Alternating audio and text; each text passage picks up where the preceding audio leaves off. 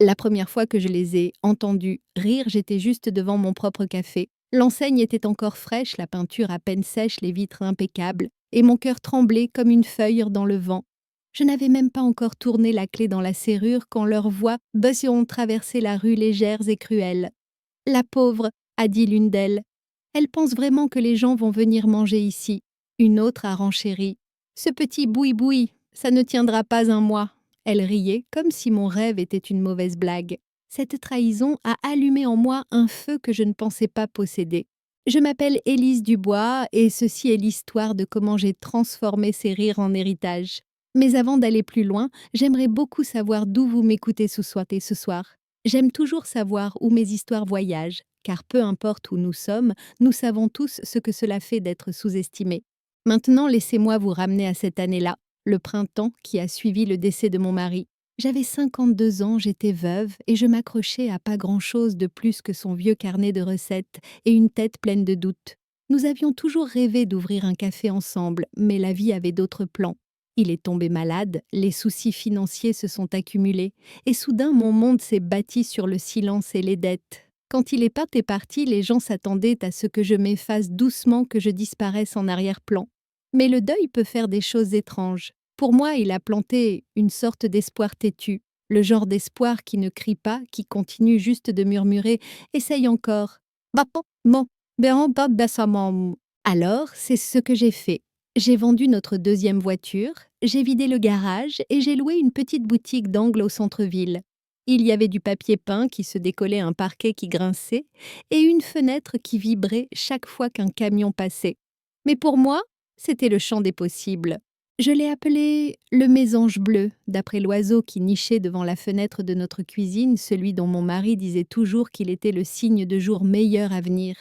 J'ai parlé de mes projets à ma sœur un soir devant une tisane. Elle a souri poliment, mais je pouvais voir la pitié dans ses yeux. « Élise, ma chérie, m'a-t-elle dit doucement, tu devrais penser à ralentir, pas à tout recommencer. » Puis sont venus les autres.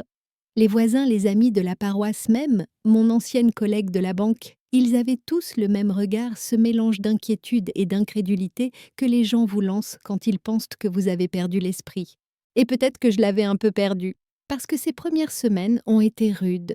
Je me réveillais à 4 heures du matin pour commencer à pâtisser l'odeur des brioches à la cannelle remplissant cette minuscule cuisine. J'ai peint les chaises, moi-même, j'ai préparé le café à la main et j'ai attendu le son de la clochette au-dessus de la porte. Mais la plupart du temps, la clochette restait silencieuse. Un après-midi, j'ai entendu 2 femmes de mon ancien travail passer devant. « Tu as vu le petit café d'Élise ?» dit l'une. « C'est mignon, comme un de ces passe-temps que les veuves adoptent avant d'emménager chez leurs enfants. » L'autre a ri. « Oui, la pauvre, elle va s'ennuyer et vendre ça avant l'été. »« Ah, un amant? Berce pour moi pendant l'été. » Je me souviens être restée derrière le comptoir essuyant la même tasse impeccable encore, et encore juste pour empêcher mes mains de trembler. Les murs m'ont semblé plus étroits ce jour-là, et pour la première fois je me suis demandé si elles avaient raison. Peut-être que je courais après quelque chose que je ne pouvais pas attraper. Mais cette nuit-là, alors que j'étais assise seule avec une tasse de mon propre café tiède, j'ai regardé le vieux carnet de recettes de mon mari, son écriture penchée et chaleureuse. Sur la dernière page, il avait gribouillé quelque chose il y a des années. « Si jamais tu ouvres ce café, Élise ne laisse personne te dire que tu n'y arriveras pas. » J'ai fermé les yeux et j'ai senti les larmes monter. Mais derrière elles, il y avait quelque chose de plus fort. Une résolution. Le lendemain matin, je suis entrée dans ce café comme si j'étais la reine du monde, même si personne d'autre ne le voyait. J'ai allumé les lumières, j'ai préparé une autre fournée de financiers et j'ai murmuré « Prouvons-leur qu'ils ont tort ». Je ne savais pas encore que le chemin à venir me mettrait à l'épreuve d'une manière que je n'aurais jamais imaginée, et que celle qui avait ri marcherait un jour à travers mes portes, non pas pour se moquer, mais pour demander un emploi. Les matins arrivaient tôt aux mésanges bleus. Les rues étaient encore à moitié endormies lorsque je retournai le panneau, ouvert, l'air extérieur sentant faiblement la rosée et le diesel des camions qui passaient. À l'intérieur, ça sentait la cannelle et l'espoir fraîchement moulu. J'avais l'habitude de dire en plaisantant que si le chagrin avait une odeur, ce serait celle du café fraîchement moulu, quelque chose d'amer qu'on apprend à aimer parce que ça vous tient en vie. Les chaises étaient toujours en rangée impeccable, 6 tables en tout chacune polies, jusqu'à ce que je puisse y voir mon reflet. Mais elle restait vide jour après jour. Je regardais la lumière du soleil ramper sur le parquet, j'écoutais l'horloge faire tic-tac, et je me demandais combien de temps un rêve pouvait survivre uniquement 2 fois. Certains matins, je fredonnais des cantiques sous mon souffle pour remplir le silence. D'autres fois, je parlais à la photo de mon mari, celle que je gardais derrière la caisse. J'ai fait la tarte tatin aujourd'hui, Robert, murmurai-je. Juste comme tu les aimes, peut-être que quelqu'un en commandera une. Je me disais que c'était normal que chaque rêve commence lentement, mais le silence faisait plus mal que je ne l'avais prévu.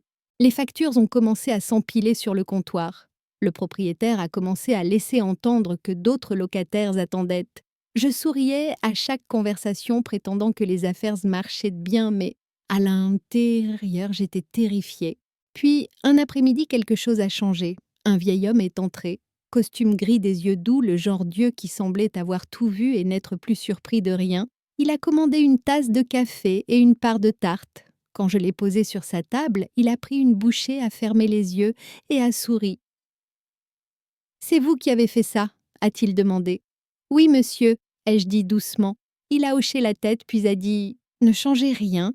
Vous avez quelque chose de spécial ici, mademoiselle. Il a laissé un billet de 20 € pour un repas à 6 €. Ce simple acte, cette minuscule gentillesse, m'a porté pendant des semaines de doute. Le lendemain matin, j'ai fait 2 fois plus de tartes. J'ai nettoyé jusqu'à ce que le parquet brille. Et même si le café était encore presque vide, il ne semblait plus aussi solitaire. Petit à petit, les gens ont commencé à affluer.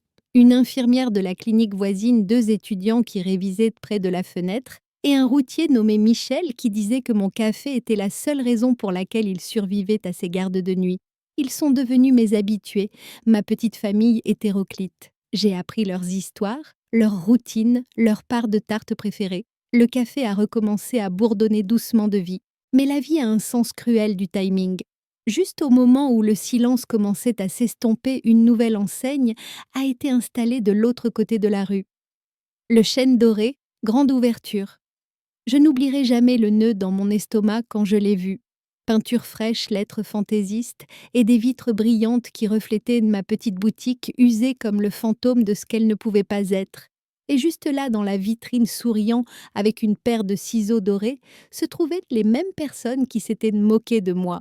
Mon ancienne amie Chantal se tenait au premier plan, la même Chantal qui m'avait tenu la main à l'enterrement de Robert. La même femme qui m'avait dit un jour qu'elle m'aiderait à faire décoller mon petit endroit.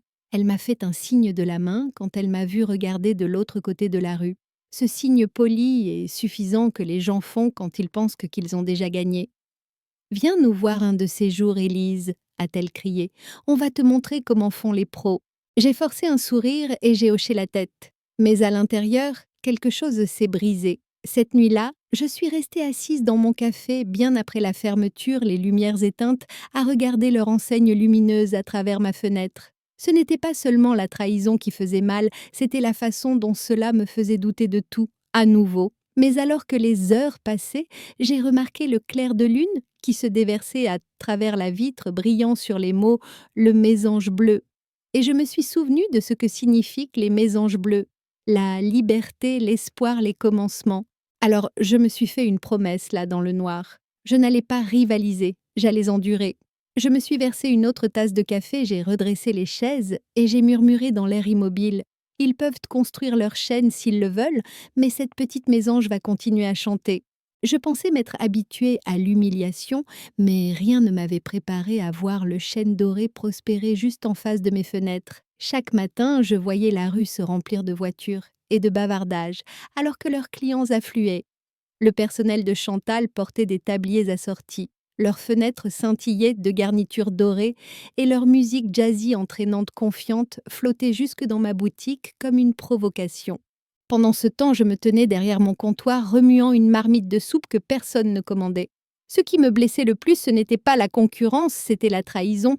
Je me souvenais de chaque appel téléphonique tard le soir avec Chantal à l'époque où je planifiais le mésange bleu. Elle m'avait posé des questions sur mes recettes, mes fournisseurs et même ma décoratrice. Elle avait dit qu'elle voulait apprendre comment une vraie Lamie soutient un rêve. Et puis elle avait ouvert son propre café en utilisant mes idées. Même l'agencement était familier. Mon cœur s'est brisé en silence ce jour-là, bien que j'ai souri aux quelques clients qui venaient encore. Un matin, je suis sortie pour balayer le pas de ma porte. De l'autre côté de la rue, je l'ai vu debout avec un groupe de personnes en train de rire. Le même genre de rire que j'avais entendu le premier jour. Mais cette fois, il n'y avait aucune erreur possible sur la cruauté qu'il contenait. Elle a mis ses mains en porte-voix et a crié « Ne travaillez pas trop dur, Élise. Vous pourriez attirer la foule si vous commenciez à donner le café. » Ses amis ont rugi de rire.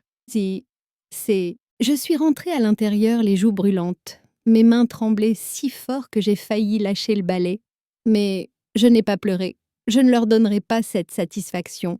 J'ai juste verrouillé la porte et je suis allée dans l'arrière-salle, je me suis assise à la petite table en métal et j'ai laissé le silence m'entourer. Cette nuit-là, j'ai écrit dans mon journal. Peut-être que ce rêve c'était trop petit pour un monde si grand. J'ai pensé à fermer, à vendre le bail et à partir avant que les dettes ne me noient, mais quelque chose à l'intérieur refusait de mourir en silence. Quelques jours plus tard, un étranger est entré. Un homme grand cheveux poivre et sel, un appareil photo en bandoulière autour du cou. Il avait l'air fatigué mais curieux. « Est-ce que c'est ouvert » a-t-il demandé. « Toujours » ai-je répondu en forçant un sourire. Il s'est assis près de la fenêtre et a commandé une part de tarte aux pommes et un café. Simple. Je la lui ai apportée encore chaude. Quand il a pris sa première bouchée, il a fermé les yeux et a laissé échapper un son mi-soupir, mi-souvenir. « Ça, dit-il lentement, ça a le goût des dimanches matins, quand ma mère était encore en vie. » Il a levé les yeux vers moi, humide de nostalgie. « C'est vous qui l'avez faite ?»« Oui, ai-je dit doucement. Chaque recette ici vient de ma cuisine. » Il a sorti un petit carnet. « Je suis critique gastronomique, dit-il. Je parcours la région à la recherche d'histoires comme la vôtre. » Je me suis figée. Des histoires comme la mienne, il a souri. Celles que les gens ignorent jusqu'à ce qu'ils ne le puissent plus. Je n'y ai pas beaucoup pensé sur le coup. Il a payé son addition, m'a remercié à nouveau et a promis de m'envoyer une copie de l'article. Je m'attendais à ce qu'il oublie, mais 2 semaines plus tard, je suis entrée dans le café et j'ai failli lâcher ma cafetière. Il y avait une file d'attente à l'extérieur. Une vraie file d'attente, des gens qui attendaient pour entrer. « C'est bien ici l'endroit de l'article » a demandé une femme serrant son téléphone. Le mésange bleu, celui de la veuve qui fait encore tout à la main. Je ne savais même pas que l'article était sorti, mais il était là. Le cœur de Normandie, le café d'une veuve qui nourrit l'âme. Ce n'était pas seulement une critique, c'était une autre histoire. Mon histoire. Il avait écrit sur mon mari, mes recettes, ma résilience. Ce jour-là, chaque table était remplie, la clochette au-dessus de la porte n'arrêtait pas de sonner. Je pouvais à peine suivre les commandes. Le soir venu, j'étais épuisée. De la farine sur le visage, mais un rire dans la gorge pour la première fois depuis des mois. En fermant à clé, j'ai regardé de l'autre côté de la rue. Le chêne doré était encore ouvert mais vide. Chantal se tenait sur le pas de la porte, les bras croisés regardant la file qui s'étendait depuis mon café. Pour une fois, c'était calme de son côté. Et dans ce silence, j'ai senti quelque chose basculer. Pas encore la vengeance, mais l'équilibre. Les marées tournaient, et pour la première fois depuis longtemps, elles tournaient en ma faveur. Le matin, après que l'article soit devenu viral, je suis arrivée aux Mésanges Bleues pour trouver des gens qui attendaient déjà dehors. Certains tenaient des journaux, d'autres serraient de leur téléphone avec ma photo à l'écran. Cela ne semblait pas réel. Je suis restée là sur le trottoir, mon tablier encore froissé, les cheveux attachés, essayant de calmer ma respiration. Une femme d'une 50aine d'années m'a souri et m'a dit « C'est vous, Élise, n'est-ce pas celle qui cuisine avec amour ?» Pendant une seconde, je n'ai pas su quoi dire. J'ai juste hoché la tête et j'ai déverrouillé la porte. L'odeur de cannelle et de café infusé nous a enveloppés comme un vieil ami. À midi, chaque chaise était prise. Le soir, je n'avais plus de tarte, plus de grains de café, plus de souffle, mais pour une fois pas à court d'espoir. J'ai travaillé de l'aube au crépuscule cette semaine-là. Mes mains étaient couvertes d'ampoules, mais mon cœur était vivant. Le mot s'est répandu plus vite que je ne pouvais suivre. Les gens venaient des villes voisines juste pour goûter à l'histoire. Certains apportaient des fleurs, d'autres voulaient juste s'asseoir et parler. Une femme m'a dit que mon café lui rappelait que la gentillesse pouvait encore avoir un goût. J'ai embauché de l'aide, 2 adolescents du quartier, Léa et Théo. Ils me rappelaient de moi-même à cet âge, enthousiastes, maladroits, pleins de rêves. Madame Élise, m'a dit Léa un matin alors qu'elle essuyait le comptoir, les gens disent que le chêne doré essaie de copier vos tartes maintenant. J'ai levé les yeux surprise. Vraiment, elle a hoché la tête. Mais les gens disent que ce n'est pas pareil. Ils disent que chez vous, on se sent comme à la maison. Cela m'a fait sourire. Non pas par orgueil, mais à cause de ce que cela signifiait. J'avais enfin construit quelque chose de réel, quelque chose que personne ne pouvait imiter. Avant l'été, je pouvais à peine suivre la demande. Les journalistes appelaient, les blogueurs demandaient des interviews. Une équipe de la télévision locale a même débarqué un matin alors que j'étalais de la pâte. Ils m'ont filmé en train de pétrir de rire avec les clients, de raconter des histoires sur les recettes de mon mari. Quand le reportage est passé, le téléphone n'a pas arrêté de sonner pendant une semaine. Puis la lettre est arrivée. Elle venait d'une société de développement de Paris. Ils voulaient franchiser le Mésange Bleu. Ils avaient vu la couverture médiatique et croyaient que mon concept authentique et fait maison pouvait devenir la prochaine grande marque. Je me souviens être restée assise à mon petit bureau après la fermeture à regarder cette lettre. Mon cœur s'est emballé.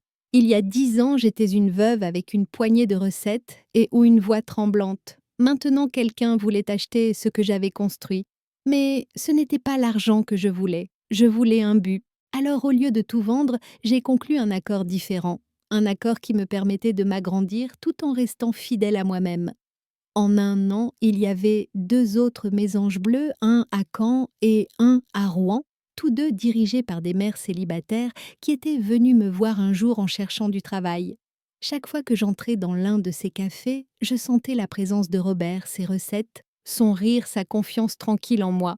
Un après-midi, j'ai visité sa tombe et j'ai posé une part de tarte sur l'herbe à côté de sa pierre tombale. On l'a fait, Robert, ai-je murmuré. On l'a vraiment fait. Ah, ça n'a maintenant. Mais alors que ma lumière devenait plus vive, les ombres de l'autre côté de la rue s'épaississaient. Le café de Chantal, le chêne doré a commencé à perdre des clients. Leurs prix ont augmenté, leurs sourires ont disparu. Elle licenciait du personnel, puis réembauchait désespérée de rester à flot. Un soir, alors que je fermais, je l'ai vue assise seule à l'intérieur, regardant une salle à manger vide. Un étrange mélange de pitié et de paix m'a envahi. Autrefois, j'aurais peut-être souhaité son échec, mais maintenant je lui souhaitais juste la clarté, le même genre de clarté que j'avais trouvé quand tout était silencieux et que le monde avait cessé de croire en moi. Pourtant, l'histoire n'était pas terminée, parce que le succès, j'avais appris, apporte son propre lot d'épreuves. Une épreuve qui ne vient pas toujours de vos ennemis, mais du miroir. Et la mienne était juste au coin de la rue. L'expansion change tout. Elle ne fait pas que remplir vos poches, elle met votre cœur à l'épreuve. Quand j'ai ouvert le deuxième mésange bleu, les gens m'ont appelé un succès du jour au lendemain. J'avais l'habitude de rire doucement quand j'entendais ça. Du jour au lendemain, essayez plutôt 10 ans de lutte de cœur brisé et d'humiliation avant que la première lumière ne perce. La succursale de Caen a ouvert un jeudi matin pluvieux. Je me tenais près de la fenêtre regardant les gens faire la queue sous les parapluies et j'ai repensé au premier jour où j'avais ouvert ma boutique d'origine, comment j'avais prié pour avoir ne serait-ce qu'un seul client. Maintenant, il y en avait des dizaines. Les journalistes voulaient des interviews. Les écoles locales me demandaient pas de parler des femmes dans le monde des affaires. C'était surréaliste. Mais la célébrité même, la petite célébrité de province, amène des chuchotements. J'ai recommencé à entendre des choses, le genre de murmuresque que je n'avais pas entendu depuis ces premiers jours cruels. « Elle a de la chance », disait quelqu'un. « Elle exploite le filon de la sympathie », ajoutait un autre. Et le plus cruel de tous, ce n'est pas elle qui l'a construit, c'est l'histoire de son mari. Ça piquait. Mais cette fois, je ne me suis pas effondrée. J'avais appris quelque chose sur les mots. Ils n'ont de pouvoir que lorsque vous les laissez résonner en vous. J'ai refusé de leur donner cet espace. Pourtant, je gardais les oreilles ouvertes. Parce que dans les affaires, il le faut. Un après-midi, mon gérant Théo est entré dans le bureau, l'air mal à l'aise. « Madame Élise, dit-il, je pense que vous devriez voir ça. » Il m'a tendu un prospectus. Le chêne doré, nouvelle direction, nouveau départ, visage familier. La nouvelle direction, la nièce de Chantal. J'ai relu le slogan. Ils essayaient de relancer la même marque qui s'était autrefois moquée de la mienne. Et pourtant, au fond de moi, je n'étais plus en colère. J'avais presque pitié d'elle, presque. Quelques semaines plus tard, j'ai reçu un appel d'un numéro que je ne reconnaissais pas. « Élise » dit une voix tremblante. « C'est Chantal. » Pendant une seconde, je n'ai pas su quoi répondre. Sa voix semblait plus faible que dans mes souvenirs. La dureté avait disparu, remplacée par un tremblement que je ne connaissais que trop bien. « J'ai entendu dire que tu t'agrandissais, » dit-elle doucement. « Félicitations. »« Merci, ai-je répondu. Une pause, puis elle a soupiré. Je me demandais si tu embauchais. Les mots sont restés suspendus dans l'air comme un fantôme du passé. Je me suis adossée à ma chaise, le cœur battant. Embaucher. La femme qui avait traité mon café de passe-temps pour veuve me demandait maintenant un emploi. Elle continuait à parler, expliquant que son café avait coulé, que la nouvelle direction ne fonctionnait pas, que son mari l'avait quittée quand les choses avaient mal tourné. J'écoutais en disant peu. Chaque phrase sortant de sa bouche ressemblait à un écho de ma propre douleur des années auparavant. Seulement maintenant, les rôles étaient inversés. Je ne cherche pas la pitié, dit-elle enfin. J'ai juste besoin d'une chance, d'un travail stable, peut-être comme gérante. Je connais le métier. J'ai souri faiblement, même si elle ne pouvait pas le voir. Je vais y réfléchir, dis-je. Passe la semaine prochaine. Nous en reparlerons. Quand j'ai raccroché, je suis restée assise là pendant un long moment, mais mes pensées prises entre la mémoire et la miséricorde. Cette nuit-là, j'ai appelé ma sœur. Tu ne devineras jamais qui veut travailler pour moi, ai-je dit, mi-amusée, mi-sidérée. Quand je le lui ai dit, elle a suffoqué. Élise n'ose pas embaucher cette femme, après tout, ce qu'elle t'a fait. J'ai hésité. Peut-être que les gens peuvent changer, ai-je murmuré. Et peut-être que lui donner une chance en dit plus sur moi que ça ne le pourrait jamais sur elle. Maman, aussi, ça m'empêche maintenant. Je n'ai pas beaucoup dormi cette nuit-là. Une partie de moi se souvenait encore de la brûlure de son rire du poids de ses premières humiliations. Mais une autre partie, celle qui avait construit le mésange bleu, avec des mains tremblantes et un espoir implacable, murmurait « La grâce ne te rend pas faible, elle te rend libre ». Le lendemain matin, j'ai dit à Théo de planifier un entretien.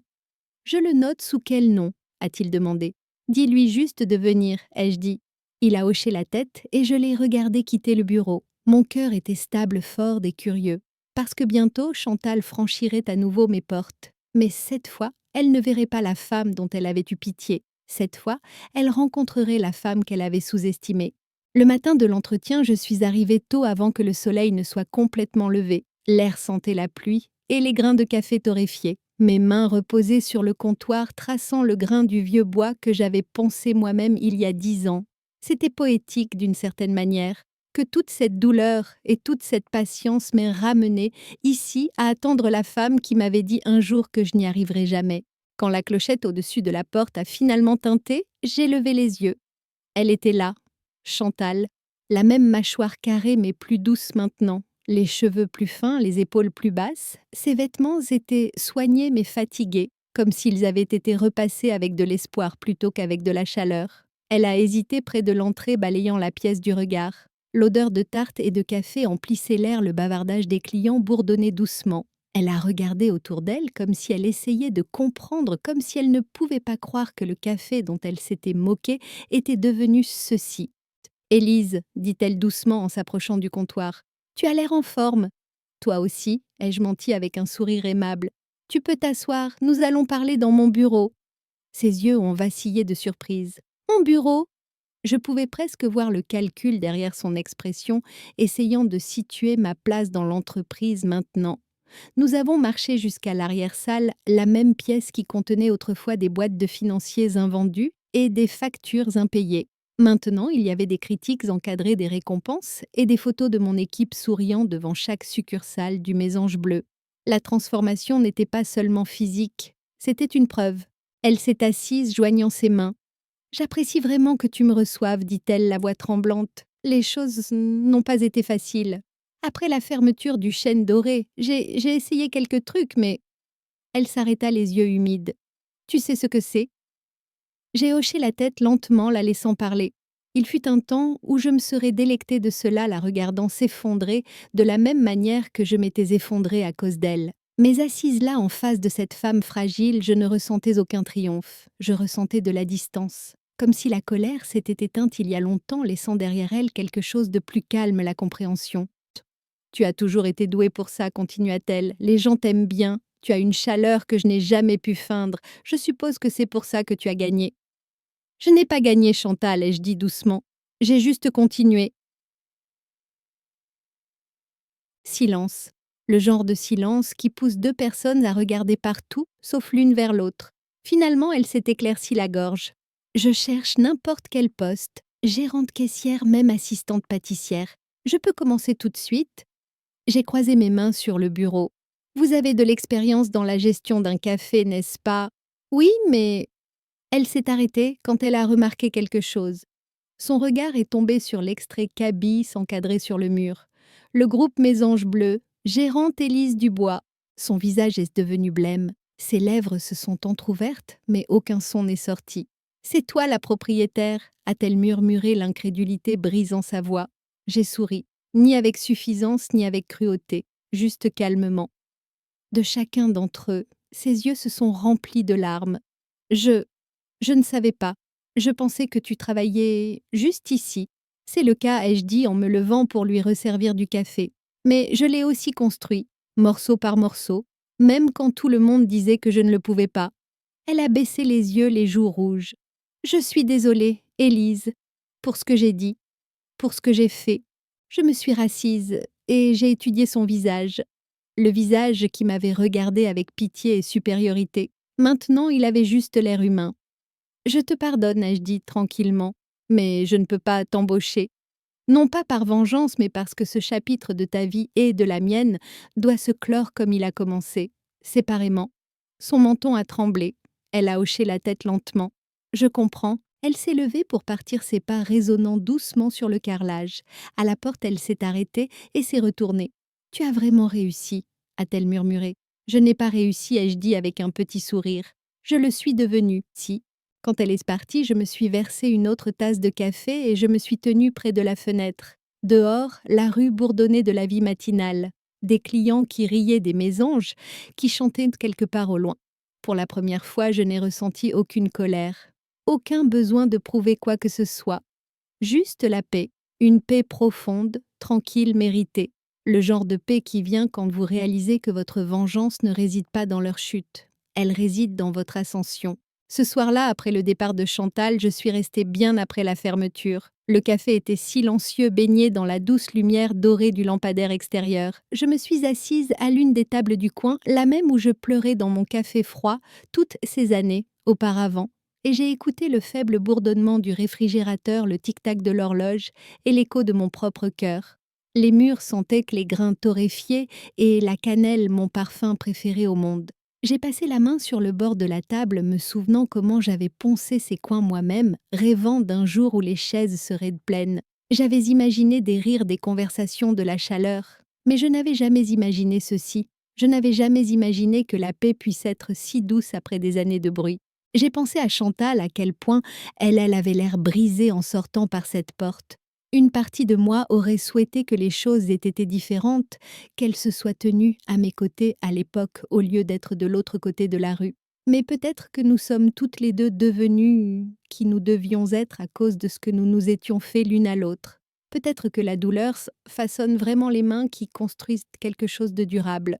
On a frappé doucement à la porte, brisant mes pensées. C'était Léa, ma jeune serveuse, les cheveux attachés et de la farine sur la joue. « Vous êtes encore là, Madame Élise ?» J'ai souri. Je n'arrivais pas à dormir. Elle a gloussé.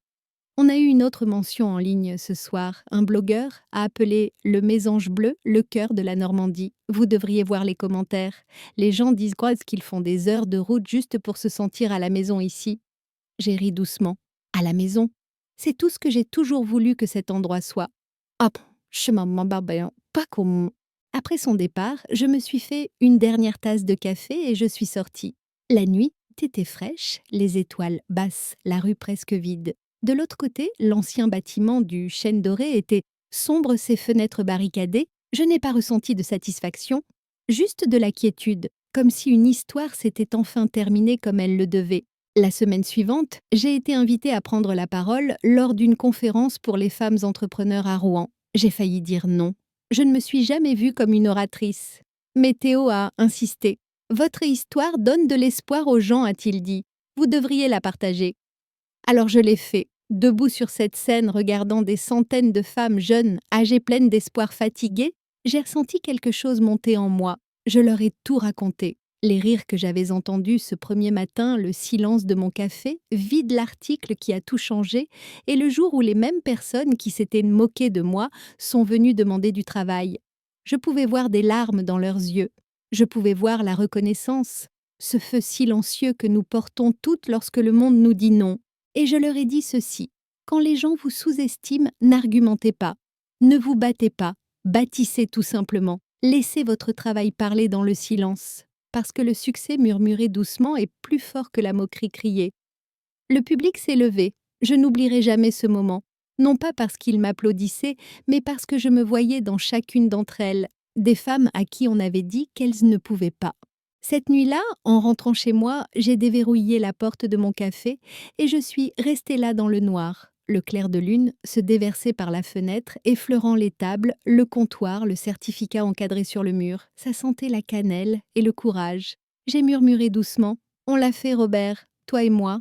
Alors que j'éteignais les lumières et me dirigeais vers la porte, j'ai surpris mon reflet dans la vitre, plus âgé, plus sage, mais brillant de quelque chose que l'argent ne pouvait pas acheter, la liberté. Avant de sortir, j'ai regardé en arrière une dernière fois et j'ai souri.